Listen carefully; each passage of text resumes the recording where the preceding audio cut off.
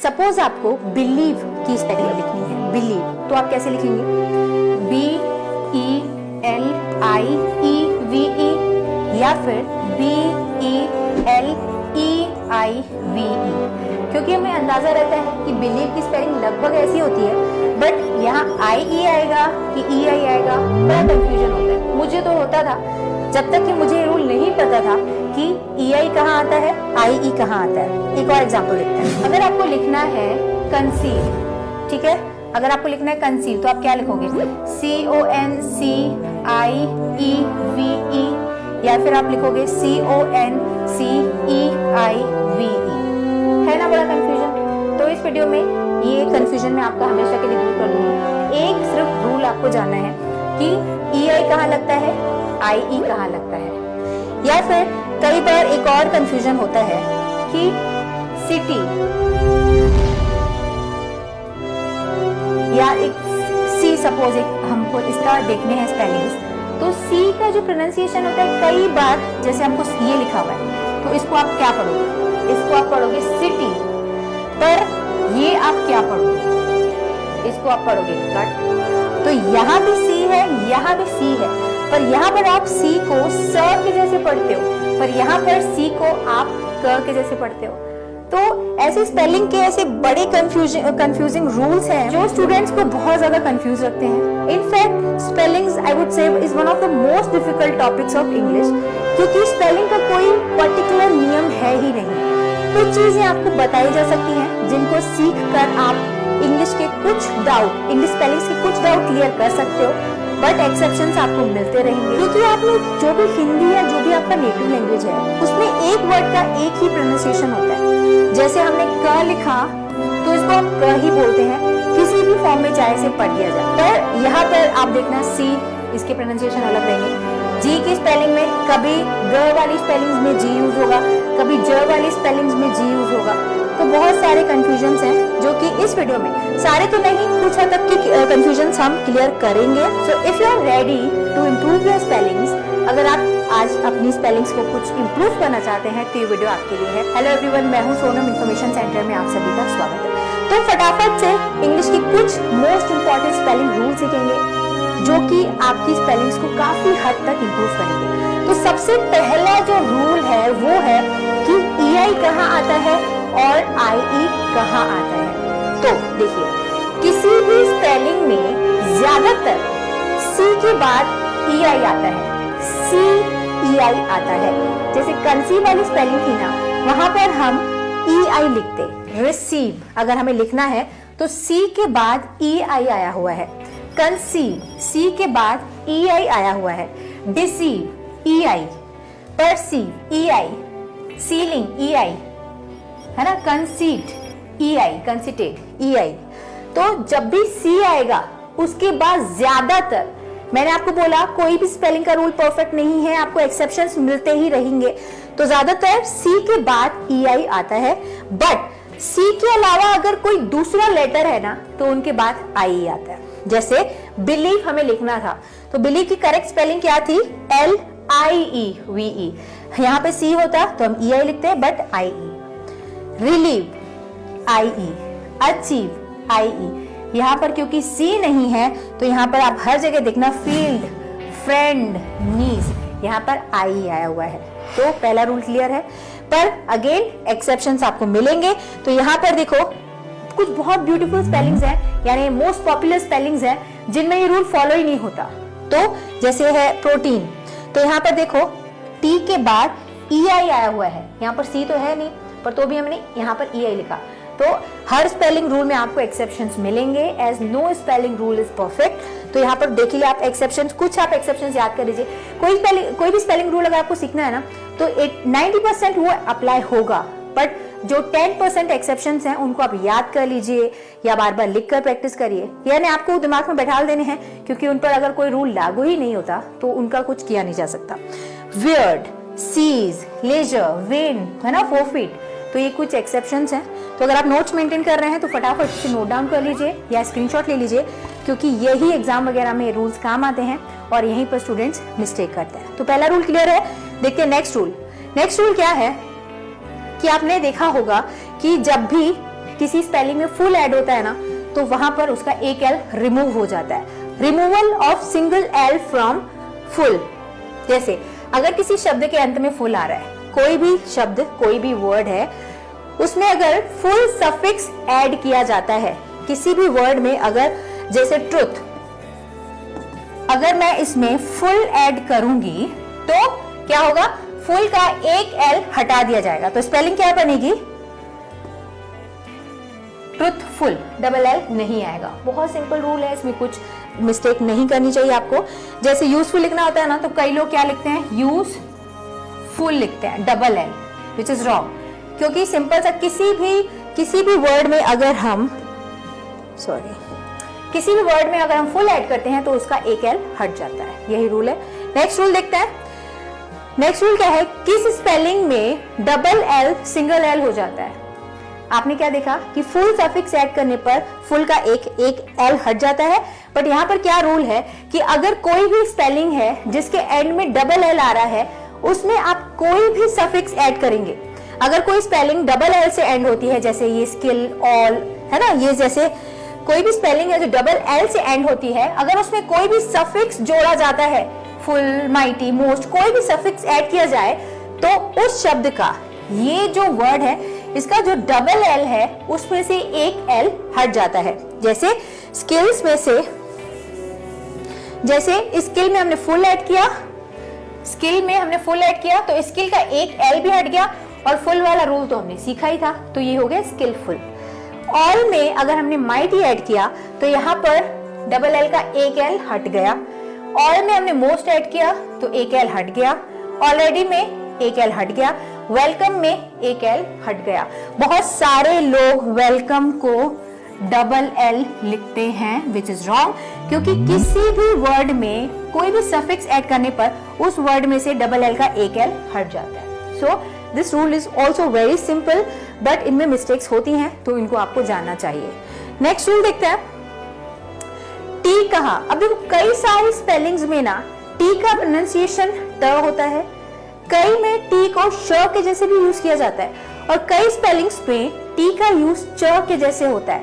तो कौन सी स्पेलिंग में टी ट के जैसे पढ़ा जाता है, कौन सी स्पेलिंग में टी च के जैसे पढ़ा जाता है, और कौन सी स्पेलिंग्स में टी श के जैसे पढ़ा जाता है, वो देखते हैं। तो जो टी का जो रेगुलर प्रोनाउंसिएशन होता है, रेगुलर जो साउंड होता है, वो होता है ट।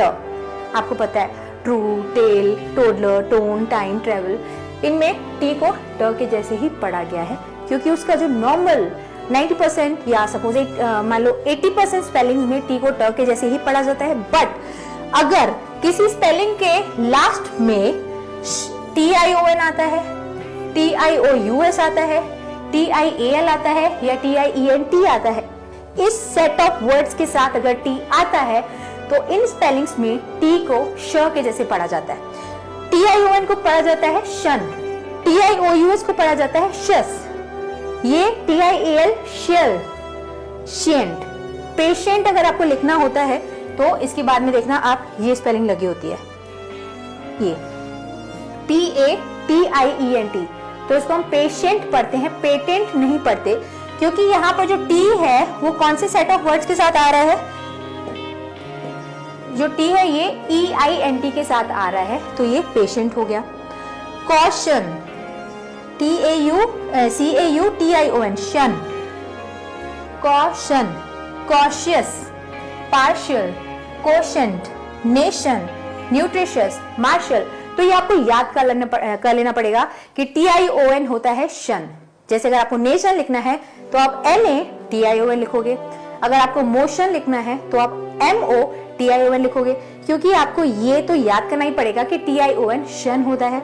वैसे ही शेस, TIOUS शेस होता है, या ये शेल होता है। जैसे अगर आपको पार्शियल लिखना हो तो आप PAR तो लिख लोगे, फिर शेल आपको पता है TIAL होता है, तो ये पार्शियल हो जाएगा।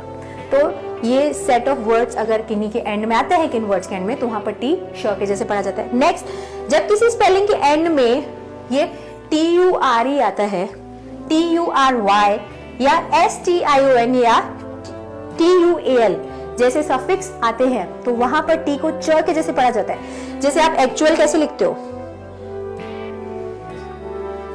आप एक्चुअल कैसे लिखते हो? ACTUAL, तो TUAL को हम चुअल पढ़ते हैं, चुअल, एक्चुअल, तो यहाँ पर टी को च के जैसे पढ़ा गया। तो ये आपको याद कर लेना पड़ेगा कि ये चर है। नेचर कैसे लिखते हैं? हम लिखते हैं NATURE, चर, नेचर। तो TURE चर होता है, TURE चरी होता है, जैसे क्या होता है? चरी, सेंचुरी, है ना, सेंचुरी। ये STION, क्वेश्चन आप कैसे लिखते हो? QUSTION, तो ये स्टन पढ़ते हैं ना इसको, स्टन, क्वेश्चन, सॉरी यहाँ पे ई आएगा, है ना, QUESTION, क्वेश्चन।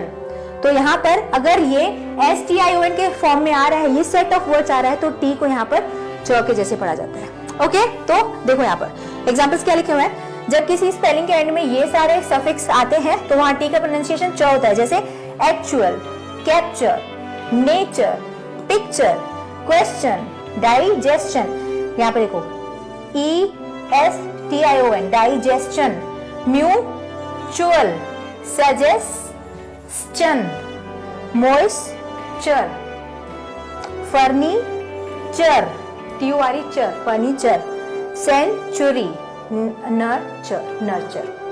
सो अभी तक हमने 4 रूल सीख लिए हैं। आई गेस अभी तक का लेसन आपको समझ में आ गया है। अब हम देखते हैं लास्ट और 5th रूल आज का। तो लास्ट रूल क्या है कि किस स्पेलिंग में सी को स के जैसे पढ़ा जाता है और किस स्पेलिंग में सी को क के जैसे पढ़ा जाता है। आई थिंक ये मोस्ट कंफ्यूजिंग टॉपिक होता है बहुत सारे स्टूडेंट्स के लिए। तो देखो, जब भी किसी स्पेलिंग में सी के बाद ई, आई या फिर वाई आता है, कोई भी स्पेलिंग हमने लिखी, वहां पर सी के बाद अगर ई, आई या वाई आता है तो वहां सी का प्रोनाउंसिएशन ज्यादातर स के जैसे होता है। याद रखिएगा, कोई भी स्पेलिंग में मोस्टली ज्यादातर जैसे आप वर्ड सीखोगे, जानोगे ही किसी भी रूल में, क्योंकि कोई भी रूल परफेक्ट नहीं है। अगर मैं ये बोल रही हूं, मैंने पहला एग्जांपल आपको दिया था कि हम इसको सिटी पढ़ते हैं, सिटी, क्यों? क्योंकि सी के बाद ई, आई या वाई में से एक लेटर आया हुआ है, तो यहाँ पर हमने सी को स के जैसे पढ़ा, सिटी। कट क्या था? ये हमने ये लिखा था ना, कट, CUT, कट, तो इसको क इसीलिए पढ़ रहे थे सी को, क्योंकि इसके बाद ई, आई और वाई के अलावा कोई दूसरा लेटर आया था। तो बहुत सिंपल रूल है, किसी भी स्पेलिंग में सी के बाद ई, आई, वाई आता है तो वो सी को स ही बनाता है। तो बैलेंस, बैलेंस, गैलेंस, ग्लैंस, सर्टेन, सिटीजन, डिसीव, यहाँ पर स इसीलिए पढ़ रहे हैं क्योंकि ई या आई इन्हीं में से आ रहा है कोई ना कोई लेटर। सिटी, पॉलिसी, ई, आई, वाई में से ये, एडवाइस या साइकिल, ई, आई, वाई, साइकिल। और अगर सी के अलावा कोई लेटर आता है तो वहां पर सी को हम क्या पढ़ते हैं? सी के अलावा अगर कोई भी लेटर आएगा तो उसको हम क के जैसे पढ़ेंगे, जैसे car, cut, clear, topic, fact, plastic, common, curious, connect, connect, क इसलिए पढ़ा क्योंकि ई, आई, वाई नहीं है, कॉमन इसीलिए पढ़ा क, ई, आई, वाई नहीं है, ई, आई, वाई नहीं है तो क्यूरियस हो गया, ई, आई, वाई नहीं है तो फैक्ट हो गया। तो आई गेस आपको समझ में आ गया कि अगर सी के बाद ई, आई, वाई आता है तो सी को सही पढ़ेंगे, और अगर सी के बाद ई, आई, वाई के अलावा कोई भी लेटर आता है तो उसको क पढ़ेंगे। अगेन हर रूल की तरह इसमें भी बहुत सारे एक्सेप्शंस हैं। सो सी का प्रोनाउंसिएशन स और क होता है, बट कई स्पेलिंग्स में सी को श के जैसे भी पढ़ा जाता है। अगर किसी स्पेलिंग का जो एंड है वो CIAN, CIAL, CIOUS या CIENT जैसे सफिक्स से होता है तो वहां ई का जो प्रोनाउंसिएशन होता है वो श के जैसे होता है, जैसे प्रेशियस। तो यहाँ पर सी कौन से सेट ऑफ वर्ड के साथ आ रहा है? IOUS, फे, IAL, स्पे, IAL। तो यहाँ पर ये स को शेल पढ़ा जाएगा, स्पेशल, फेशियल, है ना, प्रोफिशिएंट, बेनिफिशियल, ओशिन। तो अगर ये सफिक्स आते हैं किसी भी वर्ड के एंड में तो उनको हम सी को श के जैसे पढ़ते हैं। ओके, तो ये आज के 5 रूल्स आई गेस आपको समझ में आ गए। पहला रूल जो हमने देखा था वो ये था कि किसी भी स्पेलिंग में CI या IE कहाँ आता है। दूसरा रूल हमने देखा था कि किसी भी स्पेलिंग में फुल को ऐड करने पर फुल का एक L गायब हो जाता है। थर्ड रूल जो था वो हमारा ये था कि किसी भी स्पेलिंग का जो एंड है अगर डबल एल से होता है तो उसमें कोई भी सफिक्स ऐड करने पर वो एल हट जाता है। हमारा जो इसके बाद के पहले का जो रूल था वो ये था कि टी कहाँ ट, च और कहाँ श के जैसे पढ़ा जाता है। और फिफ्थ रूल था कि सी कहाँ पर स के जैसे और कहाँ पर क के जैसे पढ़ा जाता है, और कई स्पेलिंग्स में हम उसे श भी पढ़ते हैं। तो आई गेस आज का स्पेलिंग रूल का लेसन आपको पसंद आया। इस लेसन से आपने कुछ ना कुछ तो नया सीखा ही सीखा।